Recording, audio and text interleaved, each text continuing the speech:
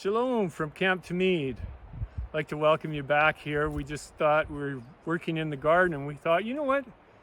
Why aren't we videoing this? There's probably some people there that haven't planted raspberries before or are planning on planting raspberries or whatever. This is what we're doing. We're transplanting, and Judy's going to pan the camera and just show you the mess that we have here. Well, she's showing you the good part right now, but we'll have her show you the mess. We planted some raspberries quite a while ago just to get them in here, and nothing's really been done with them except we've picked a few berries because we've been so busy doing so many different things. And now we're at the point where we want to start cleaning these up, getting to where they're producing at their maximum, or at least maximum for up here where we are. We're at about 2,800 feet, and we get a pretty narrow window. And so we're trying to really specialize in the things that we can grow and will produce fruit. We tried there, Judy's going to pan, and she's going to show you some apple trees that we did, the espalier method. And you can see that they're all dead. Well, the thing is we took some trees from a category, a zone that was one notch warmer than where we are, and they all died. Whether we planted them incorrectly or whatever, we're still not quite sure, but we have decided here at the camp to really grow things that grow well.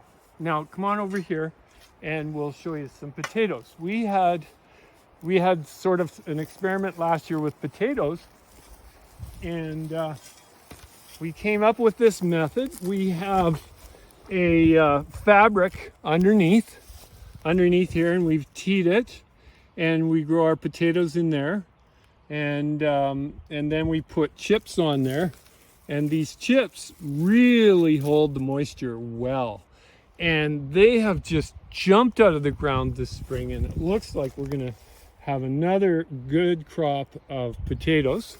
And we have another little patch over there, that sort of chipped area, that's going to be potatoes, and they're starting to come up as well. We planted those a little later than these. So we are now working on the raspberries, and there's something I want to show you here.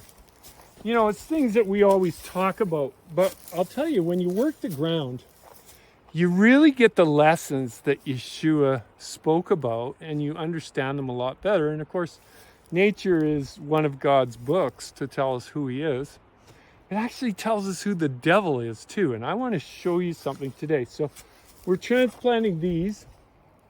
Ideally, we would churn up this whole soil, take all that nasty grass out. But what we're doing is we're digging some pretty big areas here to get these plants started, because we want to get these plants started. Because I don't know if you read somewhere, but I read somewhere that one of the first things that happened, the prophecies talk about war, but right after war, it says there's going to be famine. And we were looking at war square in the eyes right now. And we can see it on the horizon, whether we're talking about Russia or China or the Middle East. And of course, you probably are aware of our teachings on the Middle East. That's where we believe the real killer is going to come from, and killer as in a serious war. And that will what brings the American, national American down. And of course, the Canadians are going to come with it. And so that's really what we're looking at. What's that on your hat there, Tom? Why don't you, let's get a close-up of your hat. Do you know which hat you're wearing today? Yeah, I do. It's one of my favorites. I am looking forward to the time where Canada and the United States actually come together as that two-horned beast that we've been talking about. And my son-in-law saw this hat and he thought, hey, I know who would wear this.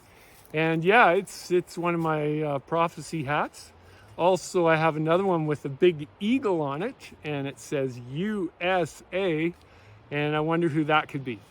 So anyways, aside from all that, you guys know all that stuff. So what we're going to do here is, when we're doing this, I couldn't help but learning a lesson for myself, and we just thought, let's share this message. So we're going to do this. Now, this is Nasty grass. Judy, you looked on your internet and you found out what this was called. Do you remember what this grass is called? She's got this app that she can just point it at a plant and find out whether you can eat it or kill it, or it's nasty. I've heard it called quack grass, all kinds of different stuff. What I do know, it's very nasty. I'm going to show you why I say it's very nasty. So I've got about a 2-foot radius thing done out because we don't have time right now to do the whole garden. And so we're just doing around the plants, getting the plants in, get them established. And then we're going to put fabric down here. Same thing we did with the potatoes. That works so well for controlling weeds. In fact, everything that you can see here is kind of trampled, but there was this grass just like up here. There's this grass everywhere. We had it covered up. It's not quite dead yet, but it is dying. So we're going to get the plants in, and then we're going to do that.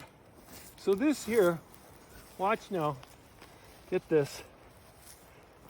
And this is a mat of roots from this plant.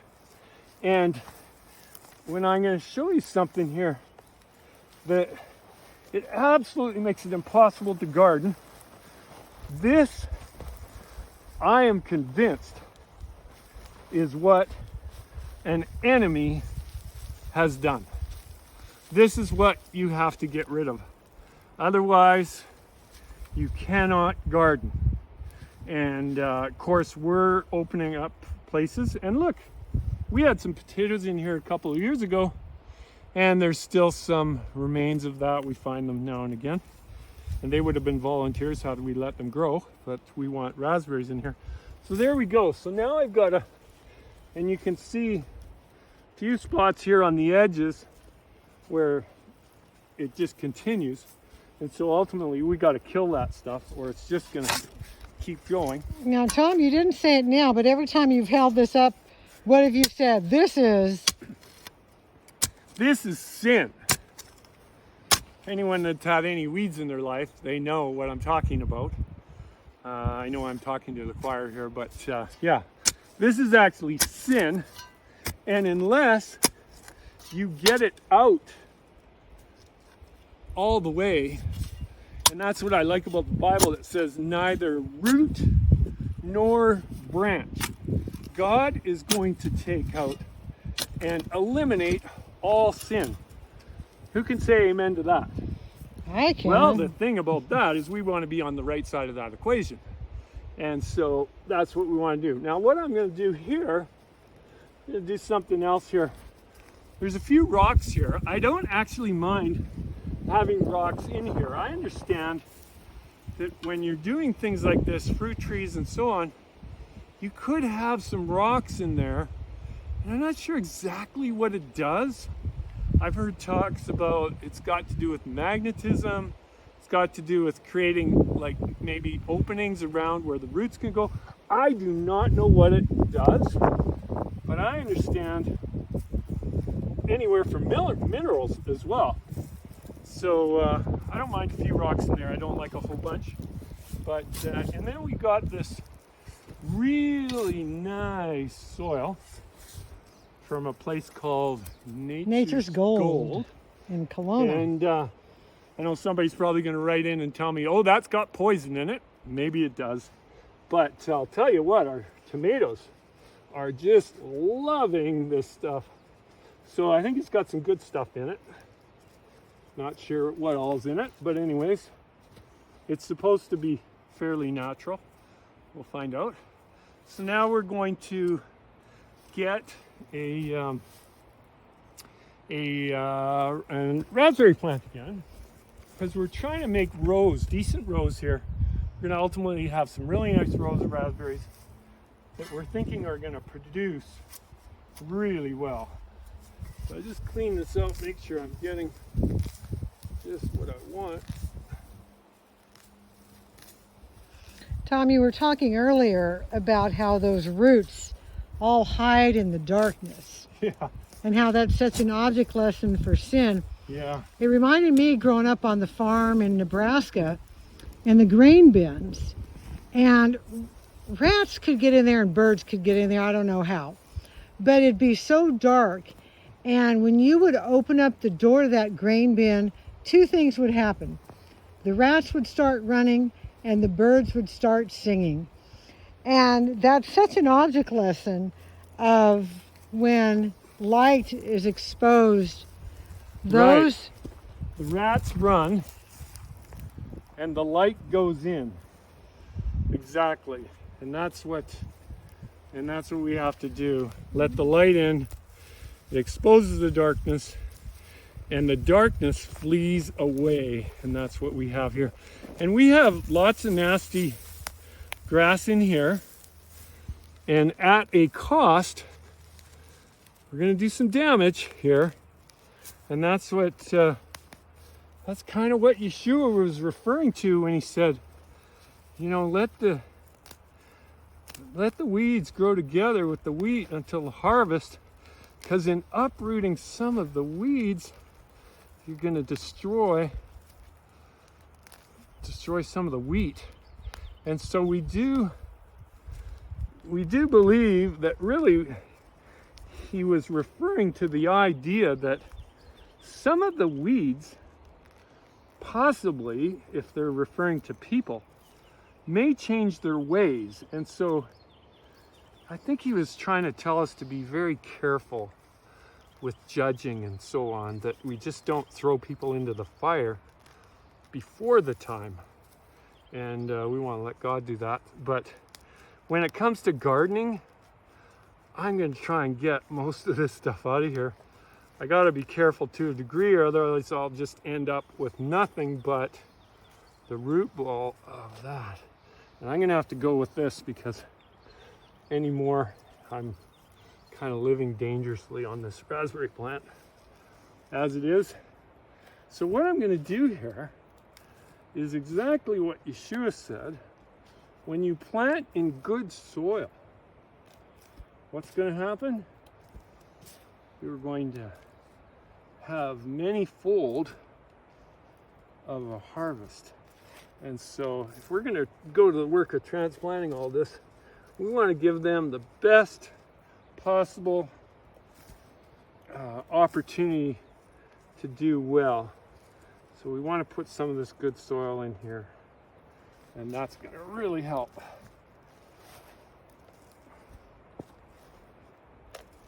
So there we go. And I want to encourage any of you out there that are starting to realize, and I know a lot of people already have, and they're probably way ahead of us. Their raspberries are probably gorgeous. But wherever you are at, it's not ever going to be too late to get it together. God is more concerned about our starting point and moving forward than looking back and talking about all our missed opportunities and we should have done this, we should have done that. He wants us to start fresh, get cleaned up, get rid of the roots of evil, the roots of bitterness and all of this stuff that is down beneath the soil that we can't see, that people can't see. Get rid of it, get some good soil in there, and bury yourself in the Word and produce some fruit. Goodbye for now from Camp to Mead. We'll talk again. Hi there, welcome back to Camp to Mead.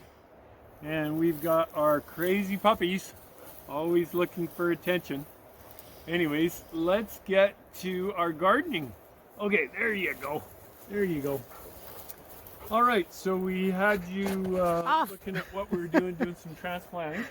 Go lay down. And so what we did was we put some fabric, landscape fabric underneath. You can see that here on the corner. So we've done this before, and that totally wipes out the grass underneath. And it'll provide a little mulch for the ground as well. And so we've brought our overlaps here. We're going to put some posts in here for the raspberries. And this is the one that we were just transplanting. These ones were done a couple of weeks ago. So they got some good weather, so they're establishing themselves now. But these guys here, we got a little bit of warm weather, so we're just, they're not real happy. I think they're going to be okay, but they needed to be shaded, so we put some cloth on here just to keep the sun off so they wouldn't bake, and we gave them lots of water. So there we are, and we're going to continue our gardening project, and we'll see you later. Bye-bye.